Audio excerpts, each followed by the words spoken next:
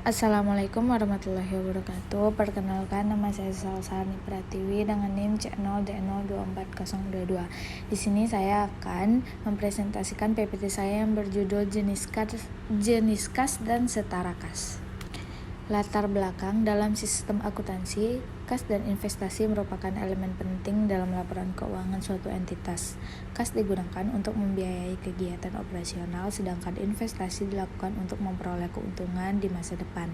Pengelolaan dan pencatatan kas, setara kas, serta investasi pada efek utang dan ekuitas harus dilakukan sesuai standar akuntansi agar laporan keuangan dapat memberikan informasi yang relevan, andal, dan transparan. Kas dan setara kas merupakan komponen penting dalam laporan keuangan perusahaan. Selain itu, investasi pada efek tertentu juga menjadi salah satu aspek penting dalam pengelolaan keuangan perusahaan. Dalam makalah ini akan dibahas tentang jenis kas dan setara kas, konsep pembukuan tabungan, klasifikasi investasi pada efek tertentu, serta perlakuan akuntansi pajak, investasi pada efek utang dan ekuitas. Rumusan masalahnya ada 4. Yang pertama, apa saja jenis kas dan setara kas. Kedua, bagaimana konsep pembukuan tabungan. Ketiga, bagaimana klasifikasi investasi pada efek tertentu. Dan yang terakhir, bagaimana perlakuan akuntansi pajak investasi pada efek utang dan ekuitas. Tujuan di dalam makalah ini dapat menjelaskan jenis kas dan setara kas, memahami konsep pembukuan tabungan, mengetahui klasifikasi investasi pada efek utang dan ekuitas, dan menjelaskan perlakuan akuntansi pajak atas investasi tersebut. A. Jenis kas dan setara kas. Kas dan setara kas adalah aset yang dapat digunakan untuk membayar kewajiban perusahaan dalam waktu dekat. Jenis kas dan setara kas meliputi yang pertama, kas di tangan atau cash on hand, uang tunai yang tersedia di perusahaan. Yang kedua ada kas di bank, cash in bank, simpanan di bank yang dapat ditarik suatu waktu atau giro.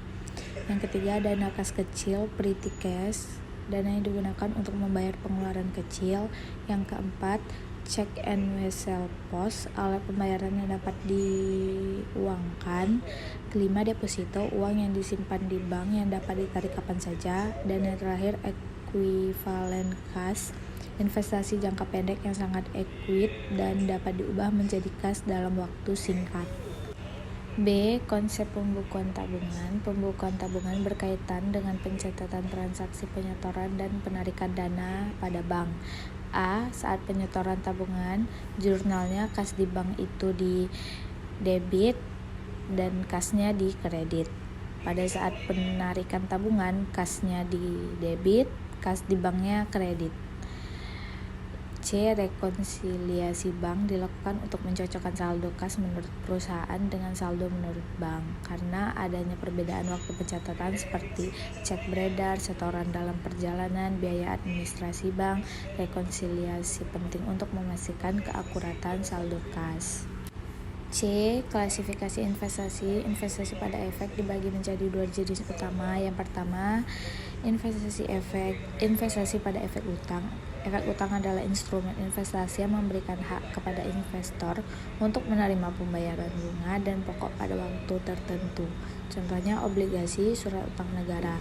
Klasifikasinya dimiliki hingga jatuh tempo diperdagangkan, tersedia untuk dijual. Yang kedua, investasi pada efek ekuitas. Efek ekuitas memberikan hak kepemilikan dalam suatu perusahaan, contohnya saham biasa dan saham preferen. Metode pencatatannya metode biaya, metode ekuitas, dan nilai wajar fair value. D. Perlakuan akuntansi. Yang pertama, investasi efek utang, pendapatan yang diperoleh berupa bunga atau kupon. Perlakuan pajaknya, bunga obligasi dikenakan pajak final sesuai ketentuan perpajakan. Pajak diakui sebagai beban pajak atau dipotong langsung pada sumbernya.